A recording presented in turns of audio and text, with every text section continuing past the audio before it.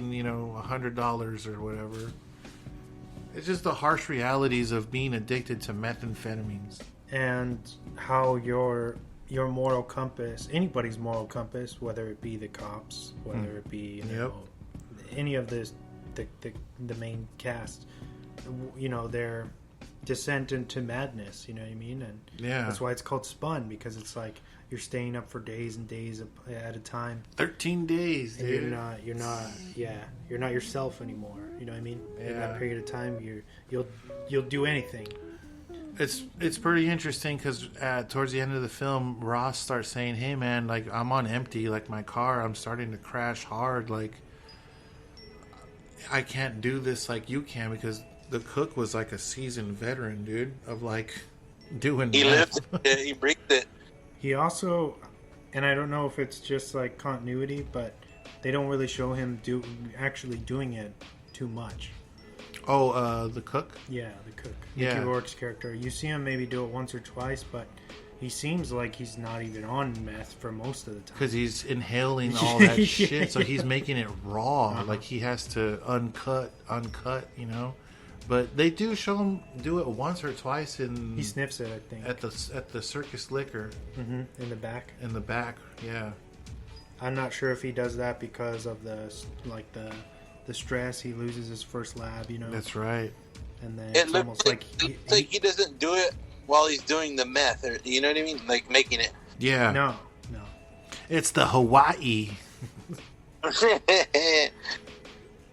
because it's when you snort it like that, it's pretty much like speed. They people use it to stay awake. You know what else too? It was almost implied that the cook was getting high off of it because when they do show him speaking, his eyes are always bugged out and rolling, like he's like kind of like getting spun out. When he gets annoyed because people ask him dumb shit. God damn it! And he'll just do like how much do I owe you, lady? Lady, how much do I owe you? Yeah. You know what I mean? And you just Is that all right with you? He's fucking over it. Like, yeah. Oh, I have to go to Russia because they don't have these over there. So, I want to go help them out. Is that all right with you? Yeah. She's like, well, that's just a good Christian thing to do. Lady, how much do I owe you? Wait, and it also shows you like how oblivious people were, I guess, to what they're doing, because now they caught on. You can't just go buy a whole case of caffeine pills or cough syrup. Or cough syrup. Yeah, they question you. But I was gonna say I think we both came to the conclusion supposed to be based out of. Mm-hmm. So, methamphetamines is pretty like popular in those type of like rural places, sort of. So where it's like not as city oriented. Yeah. There's a lot of region. Yeah, there's a lot of meth to be made out there. It's green out there, dude. Yeah. Is there anything that you guys would change about the movie? Besides Frisbee getting shot in the balls? That was fucked up.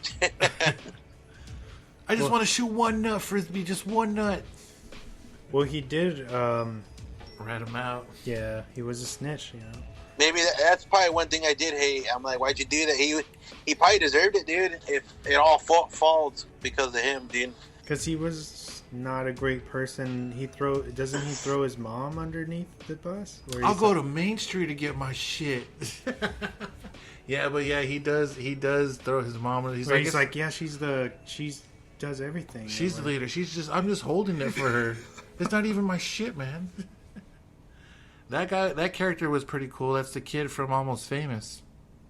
I don't know his name. What was his name? Patrick Fugit. Okay, that guy.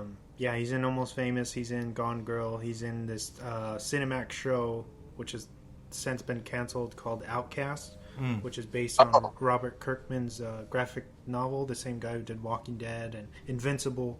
Okay. Yeah, that guy's a great actor. He's been around for a long cool. time. Yeah, I like him. That's why when I first seen this movie, I recommended it to people, saying this cast is really good. Mm-hmm. Like there's a lot of people that are known now that weren't as known when they first did the movie, like Brittany Murphy, a lot of people didn't recognize her from Clueless and from this movie. Girl Interrupted. She had been around for quite a while already. So, but she was definitely like a smaller actress. Yeah. And I think we both established that Mickey Rourke's character gave inspiration for the wrestler, because he looked just like the character from the wrestler. Yeah, what I think about this, that comparison is it's interesting that this guy's obsessed with wrestling. Obviously, this cook. Yeah, it's Mickey Rourke. Yeah, and then Mickey Rourke goes on years later, I think in 2008, 2009, to team up with Darren Aronofsky for The Wrestler, which resurrected him back as an actor, you know what I mean, or as somebody to be taken seriously. Yeah, because when they got him in 2002 for this, he was already kind of not blacklisted, but not really a big name anymore. Yeah, you know what I mean, because he did all the he did a bunch of plastic surgery on himself, and you know, back in the 90s, 80s, he was like a heartthrob. Yeah, like a fucking, you know what I mean? Like, he was big time. Brad Pitt type shit. Yeah. You know, and then he fell off, and then he slowly kind of climbed his way back, you know. And this was even, SPUN is even pre-Sin City as your rec. You know what I mean? He was... Marv. Mm-hmm. Do you guys feel like he acted more like himself in this or in Sin City? Like, which one do you think he was more like himself? Like, because I personally don't know him. I don't know, like, if he I feel like he's comfortable in these type of roles where he kind of plays like a nomad or like a fucking live wire, because both of those roles were pretty like out there. Maybe brawler type. Yeah, like kind of like a tough guy. Now that's a fine looking jacket you got on. You know, like I feel like he can play those roles pretty good. He reminds me a lot of Michael Madsen too. Like both of those guys can just act like psychos.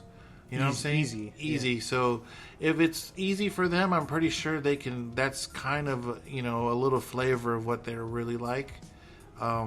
But I have seen Michael Madsen in, not Michael Madsen, Mickey Rourke in the MTV Cribs, and he seemed like a wholesome dude. Him and his kids and stuff. But I can still see him being kind of weirdo a little bit. Yeah, he did really good in this role. Also, he has what I think Mickey Rourke still has going for him is his voice. Yes. He's a very iconic voice, you know what I mean? He can do animation or voiceover for sure.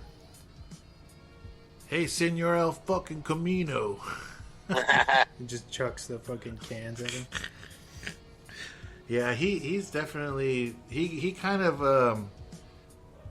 glues everything together inadvertently, known as the cook for everybody, because he's kind of the connection between Ross and Nikki and Spider Mike and he is the guy for that area. You know what I mean? Like, yeah, everybody's depending on him. Yeah, and he doesn't take any shit from anybody either. You know, like he didn't give a fuck that, you know, the porno guy was like giving, you know, kind of fucking with them, and he kind of, what did he say? He's like, "You come back for me, baby," or something like that.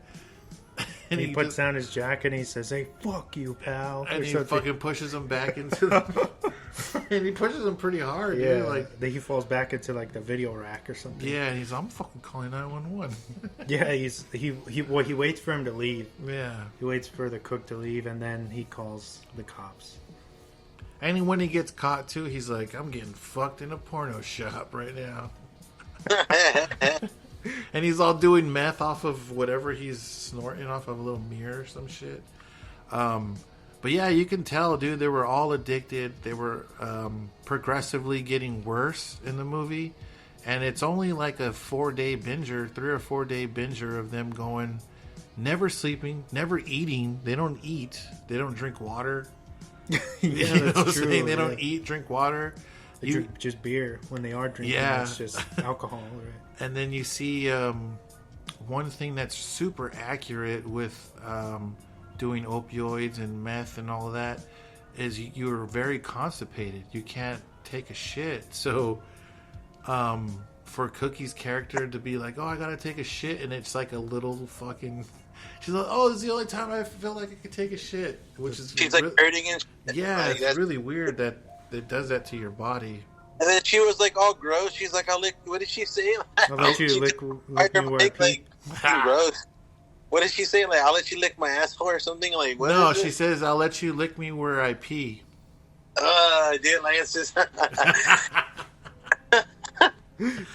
It's funny because I felt like when she said that, she kind of broke character because she was laughing at the end of it, and she was like rubbing the door. So I felt like like it was almost an outtake for her, but she just went with it. But it just shows you like how uncomfortable it made these people to be meth heads, dude. You know. Another thing, because since you brought up Spider Mike or John Leguizamo's character jerking off to Deborah Harry on the phone line. Deborah, who it's funny because Deborah Harry seems like she's just doing it for the money. Mm-hmm. She's like, keep going. Yeah, all like uninterested. But so in the unrated cut, you see Spider Mike pretty much jerking off. But he puts a sock on, so you can't really see anything. And apparently John Leguizamo, in the script, he's supposed to be completely naked, just jerking off for real. And he refused to do it unless they let him use a sock. Unless they socked him. Yeah. What? So is that like a deeper Swan fact? Pretty much. A pre-fact? That's crazy. He's like, nah, I can't do that's too much. That's the line. I'm drawing the line. Dang. You need a sock. Maybe he just didn't want to show his pee-pee on something on film all the way. Huh. So he did the flea. He just got a sock. Mm-hmm. Maybe that's why she was like, oh, find something. He's like, find something. Well, I found something perfect. Yeah, he's like, it's clean, it's sanitary. Maybe that's why. Maybe that's what it was a shot to the director. That's what he was really thinking. So he just kind of ad-libbed that part. Like, yeah, I'll put a sock on. It's all clean. It's sanitary. It's perfect. Do you think, like, maybe, like, if he did fully do it, that wouldn't probably give him, like, he wouldn't have been part of like Ice Age and shit like that. Dude. Oh, like, that's I think, true. Maybe you know what I mean. Maybe he was thinking ahead of his future. Like, I don't want to ruin any opportunities. Like, oh, you're the guy that fucking put his cock on the fucking screen, right?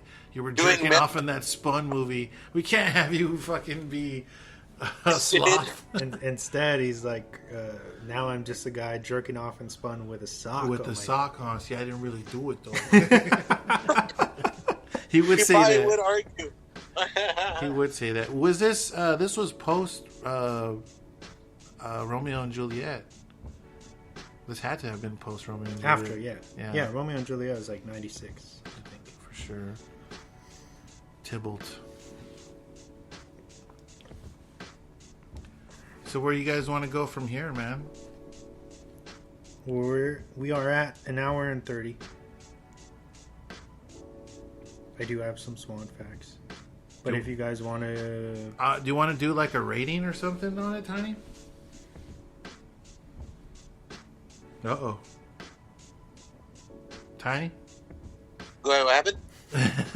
Do you want to do a rating on it? Oh, yeah, dude. I would give this movie like a 7 or an 8, dude. Like, it definitely should be higher up there. Like... I'm going to agree with you, dude, and go like even higher as like an 8.5, only because it has a lot of musical influence. It has a lot of realistic points of view. Maybe that's why I got such a low Rotten Tomato score, because maybe, you know, these people don't really relate to the film. Maybe they thought it was too artsy or too over the top or like a one big music video, but I felt like this movie captured also, it's like a timepiece. Like, it's a very 2000-esque music video without the music, you know? It's like a story. Yeah. So, maybe movie fell exposed. Imagine. Yeah. I feel like I'm giving this an 8.5 for sure. Like, I have this solid 8.5 because great cast, especially in retrospect to the late, great Brittany Murphy. It has really good music, and I think it was shot very well, you know. it set the tone for a lot of different